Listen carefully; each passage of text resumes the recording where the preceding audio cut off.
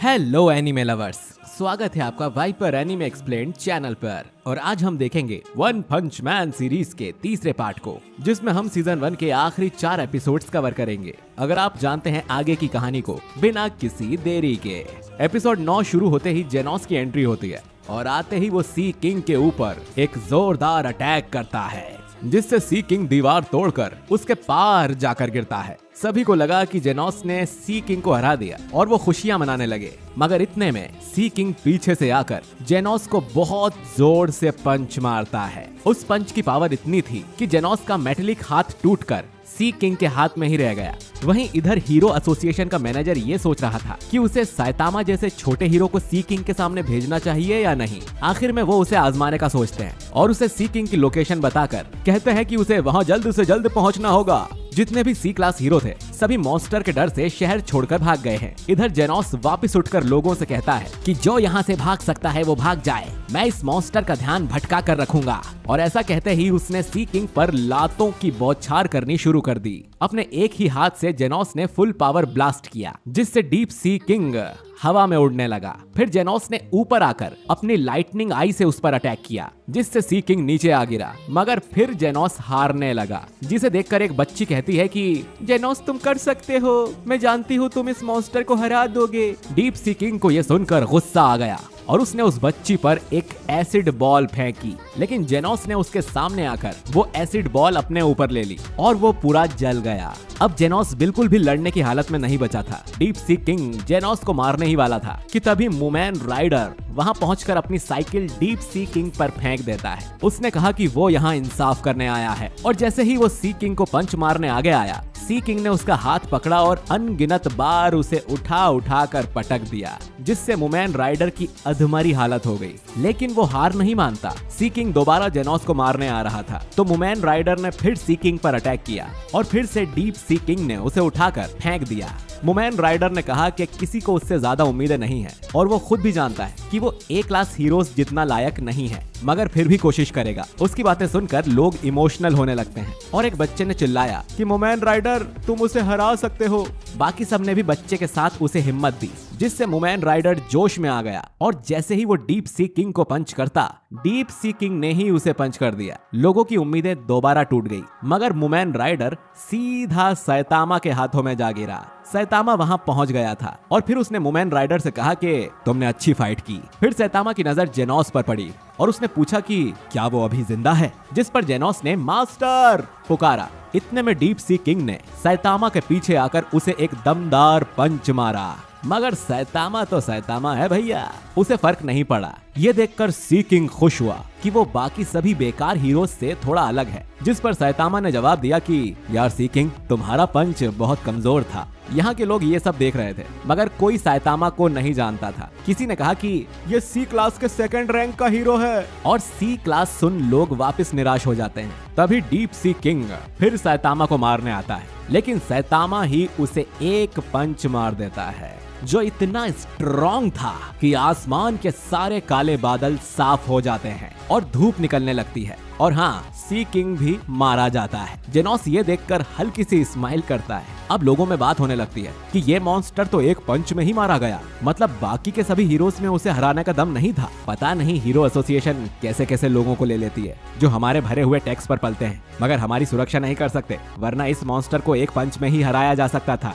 Saitama वहाँ खड़े खड़े सब सुन रहा था और बाकी सभी हीरोज की इज्जत बचाने के लिए उसने कहा कि अच्छा हुआ मैं यहाँ पर लेट आया, क्योंकि बाकी सभी हीरोज की लड़ाई की वजह से मॉन्स्टर कमजोर पड़ गया और इसीलिए मैंने आखिर में आकर इसे हरा दिया ताकि सारा क्रेडिट मुझे मिल जाए। अब ये सुन लोग साइतामा से नफरत करने लगते हैं, लेकिन बाकी हीरोज के लिए उनके मन में इज्जत और बढ़ जाती है। उसी टाइम सोनिक वहाँ आकर कहता है कि सी किंग को मारने के लिए अपने हथियारों के साथ लौट आया हूँ मैं, मगर अब करने के लिए कुछ बचा ही नहीं था। कुछ दिनों बाद साइतामा और जेनोस कुछ घर का सामान खरीद कर आ रहे थे, तभी उनके सामने एक रोबोट मेल बॉक्स रखकर चला जाता है, जिस पर जेनोस कहता है कि ये हीरो एसोसिएशन का मेल बॉक्स है और इसमें लोगों को भेजे हुए लेटर्स हैं, जिसे लेकर वो घर आते हैं। जो भी लेटर्स साइतामा के लिए आए थे, उनमें लोगों ने उसके लिए गालियां लिखी हुई थी, जिससे जेनोस बहुत गुस्सा हो जाता है, लेकिन सैतामा को इससे कोई फर्क नहीं पड़ता। एक छोटे लेटर में किसी अनजान आदमी ने सैतामा को थैंक यू लिखा था और अगला लेटर हीरो एसोसिएशन की ओर से था, जिसमें उसे पता चलता है कि सैतामा का प्रमोशन करके उसे क्लास सी का रैंक 1 हीरो बना दिया गया है और उसे हीरो एसोसिएशन हेडक्वार्टर्स में भी इनवाइट किया जाता है। वहां पहुंचकर सैतामा को पता चलता है कि बोर्ड मेंबर्स उसे क्लास बी में भेज सकते हैं अगर वो टेस्ट पास कर ले तो, और सैतामा भी इसके लिए मान जाता है क्योंकि उसे जल्द एस क्लास में जाना था। कुछ और बोर्ड मेंबर्स जो सैतामा का इंटरव्यू देख रहे थे, उन्होंने बात की कि सैतामा को लोग फ्रॉड कहते हैं, तो अगर वो सच में फ्रॉड हुआ तो उसे बी क्लास में आने का बहुत पछतावा होगा। खैर, सैतामा जब वापस घर लौट रहा था तो उसे रास्ते में एक दुकान से खाने की खुशबू आई, तो वो वहां जाकर बैठ गया और वहीं उसे मोमेन राइडर मिला। मगर सबकी तरह सैतामा उसे भी भूल गया था। मोमेन राइडर ने उसे खुद के बारे में याद दिलाया और बताया कि वो थैंक्स वाला लेटर उसी ने सैतामा को लिखा है और सैतामा के बी क्लास में प्रमोशन के लिए मोमेन राइडर उसे खाने की पार्टी देता है। अगले एपिसोड की शुरुआत में एंशिएंट किंग नाम का डायनासोर जाग जाता है और तबाही मचाने लगता है।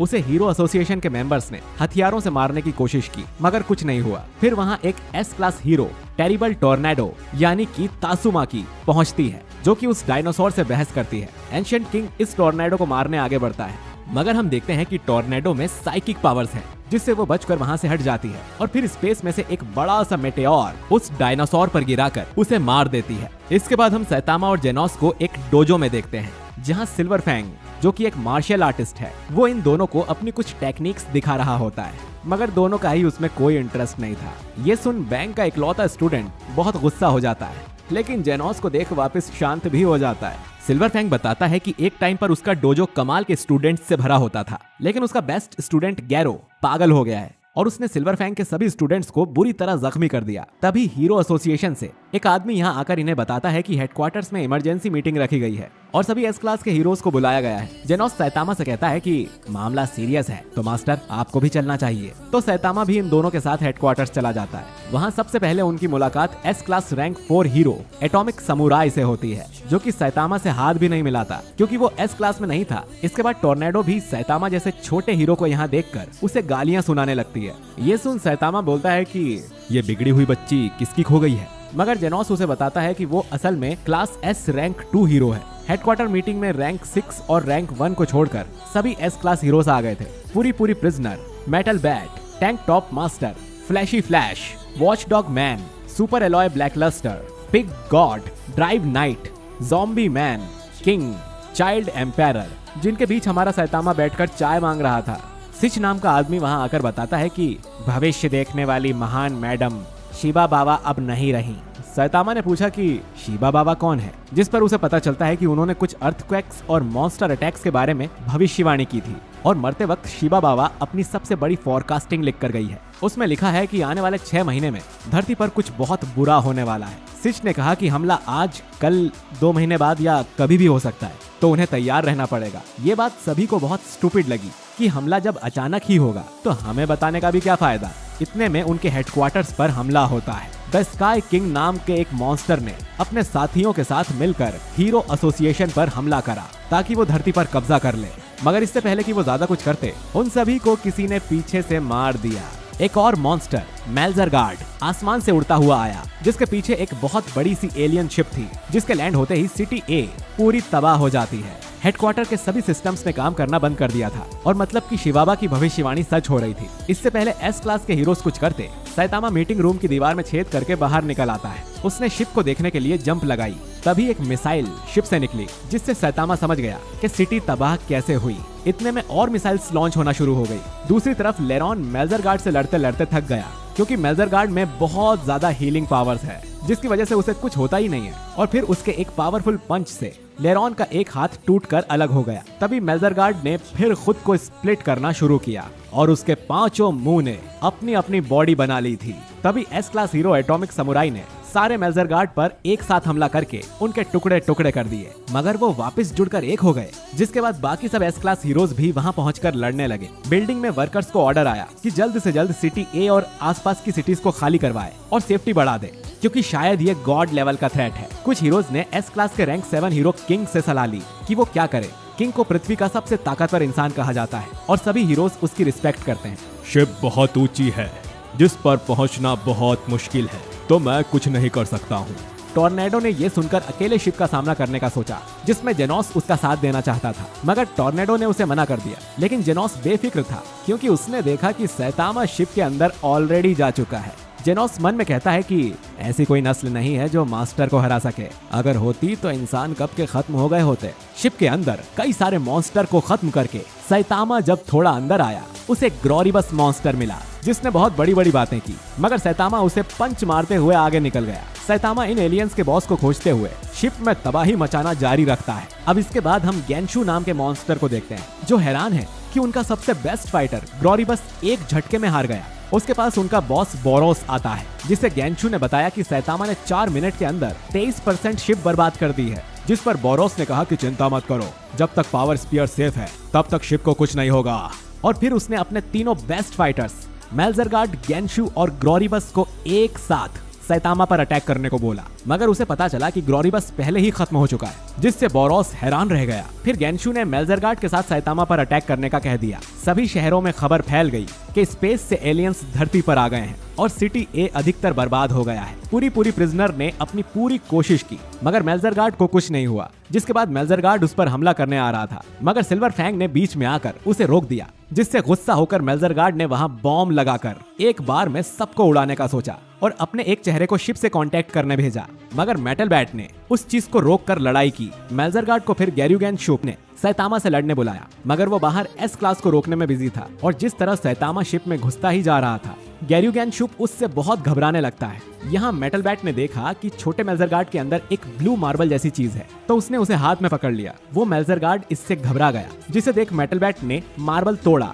और छोटा मेल्जरगार्ड खत्म हो गया। इसे देखते ही मेटल बैट ने बाकियों को ये बात बताई कि इन मॉन्स्टर्स के अंदर की मार्बल फोड़ने से उनकी मौत होती है, जिससे बड़ा मेल्जरगार्ड भी घबरा गया और एटॉमिक समुराई ने अपनी तलवार से उसके टुकड़े करना शुरू कर दिया। यहाँ सैतामा के दिमाग के जरिए गेंशु ने उससे शिप से चले जाने को कहा, वरना गेंशु उसे मार देगा, जिस पर सैतामा ने कहा कि वो जाना चाहे तो भी यहाँ से नहीं जा सकता क्योंकि वो रास्ता भटक गया है। ये सुनकर गेंशु खुश हो गया और कहा कि वो खुद सैतामा को बाहर का रास्ता बताएगा और उसे राइट में जाने को कहा। सैतामा ने ये सुनकर अपनी शैतानी हंसी दिखाई और लेफ्ट में चला गया, जहाँ उसे शिप का कंट्रोल रूम मिल गया। इससे गुस्सा होकर गेंशु अपने फुल फॉर्म में सैतामा के सामने आया और बताया कि उसमें टेलीकाइनेटिक पावर्स हैं, जिससे वो सैतामा का सॉसेज बना देगा। उसने सैतामा पर कई हमले किए और लास्ट में बहुत सारे पत्थरों से उस पर अटैक किया, मगर सैतामा को एक खरोच भी नहीं आई, बल्कि उसने गेंशु का ही एक पत्थर उठाकर जोर से उस पर फेंका, जिससे गेंशु के 2 टुकड़े हो गए। फिर सैतामा ने वहाँ के कुछ मॉन्स्टर्स से उनके बॉस के बारे में पूछा।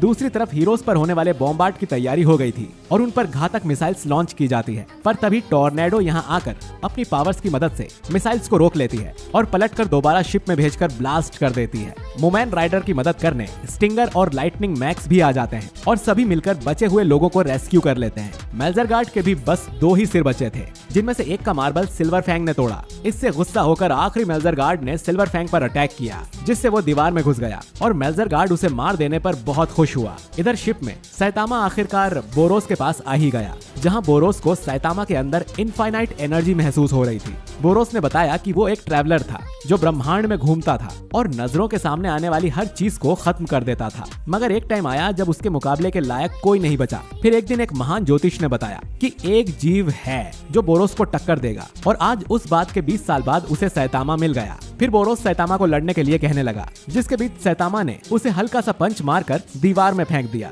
सैतामा को लगा कि ये मॉन्स्टर भी खत्म, पर बोरोस वापस खड़ा हो गया, जिससे सैतामा शॉक्ड रह गया। सैतामा के पंच से बोरोस का आर्मर टूट गया था, जिससे अब बोरोस अपने पावरफुल रूप में ट्रांसफॉर्म होने लगता है। अब इस सीजन का लास्ट एपिसोड आता है, जिसमें सैतामा और बोरोस फाइट करने लगते हैं और सैतामा एक पंच मारकर बोरोस का हाथ तोड़ देता है और दोनों एक दूसरे की ताकत की तारीफ करते हैं। बाहर टॉर्नेडो ने तबाह हुए शहर के टुकड़ों को अपनी पावर से स्पेसशिप पर मारना शुरू कर दिया, जिससे शिप तेजी से डैमेज होने लगी। जेनोस भी ये देखकर हैरान था। तभी ड्राइव नाइट ने कहा कि उसे कुछ काम है, तो वो जा रहा है, मगर जाते जाते वो जेनोस से कहकर गया कि मेटल नाइट तुम्हारा दुश्मन है, तो तुम उससे अभी दूर रहना। इस बात से जेनोस परेशान हो गया। यहाँ एटॉमिक समुराई, पूरी प्रिजनर और मेटल बैट आखिरी मेल्जरगार्ड से लड़ते लड़ते थक रहे थे कि तभी सिल्वर फैंग वापस आ गया।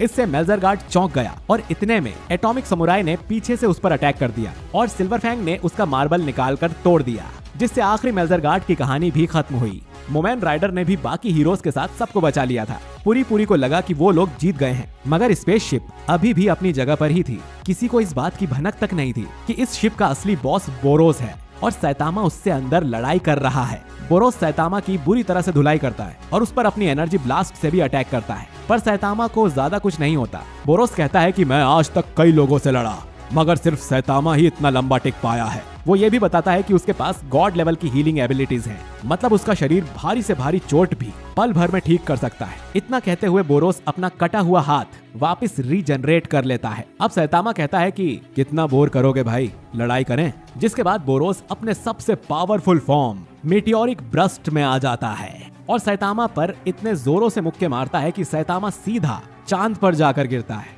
सैतामा ने कुछ देर वहां टाइम पास किया और एक जंप लगाते ही वापस धरती पर पहुंच गया। स्ट्रेस से बोरोस की एनर्जी डाउन होती है, जिससे वो कमजोर पड़ने लगता है। तो अब उसने सोचा कि अब उसे अपना ट्रम्प कार्ड खेलकर इस फाइट को खत्म कर देना चाहिए। और इतने में सैतामा वहां पहुंच गया, जिससे शिप टेढ़ी हुई, जिससे नीचे सबको लगा कि ये टॉर्नेडो की शिप डैमेज करने की वजह से हो रहा है। अब सैतामा बोरोस को कुछ नॉर्मल पंचेस मारता है, जिससे बोरोस के टुकड़े टुकड़े हो जाते हैं, लेकिन अपनी हीलिंग पावर की वजह से वो फिर से ठीक हो जाता है। बोरोस अपने ब्लास्ट मोड में आ गया और कुछ जानलेवा करने ही वाला था। ये देखकर सैतामा ने भी इस फाइट को खत्म करने का सोचा और अपना सबसे खतरनाक पंच, सीरियस पंच, बोरोस पर किया, जिससे बहुत तेज रोशनी चमकी और बोरोस का पावर स्पीयर मार्बल भी टूट गया और बोरोस हार गया। साथ ही पृथ्वी के बादल दो हिस्सों में बट गए थे। सैतामा को भी मानना पड़ा कि बोरोस काफी स्ट्रॉन्ग था और बोरोस को भी सैतामा से लड़ने में बहुत मजा आया। लेकिन बोरोस कहता है कि तुम झूठ बोल रहे थे, तुम पूरी लड़ाई के दौरान जानबूझकर हल्के में लड़ रहे थे,